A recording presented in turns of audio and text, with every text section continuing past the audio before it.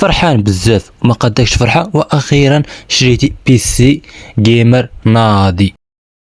ولكن شنو هما المشاكل التي ستواجهك في فري فاير عندما تلعب بالحاسوب او البي سي؟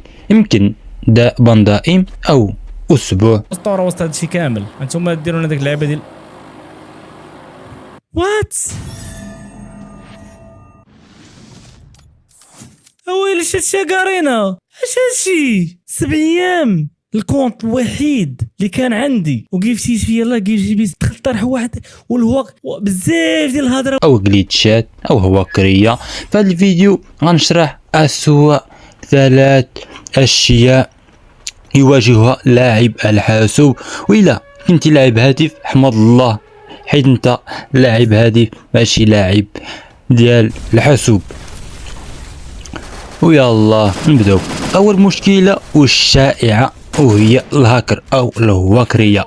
انت كلاعب فري فاير ما تكونش دخلتي لشي فيديو في اليوتيوب او في اي من المواقع التواصل الاجتماعي او لايف من اللايفات ديال اليوتيوبر وما تلقاهمش طايح معاهم هاكر، وخصوصا ديال السنايبر او اللي كياخذ اسلحه وبدا يضرب بهم من الفوق.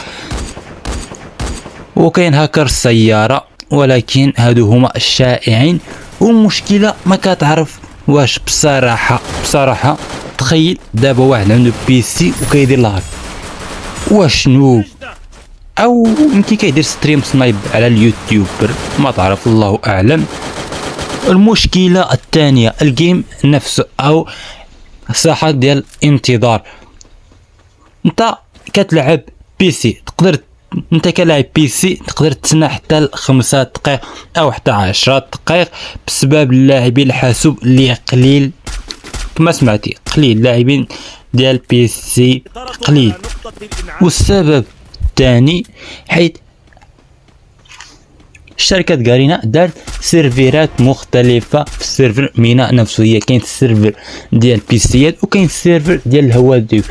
ولا بغيتي تدخل السيرفيرات ديال الحاسوب خاص يكون قائد ديال مجموعة او ديال سكواد بيسي على ما كنظن، او الا بغيتي تدخل السيرفر ديال الهواتف خاص يكون قائد ديال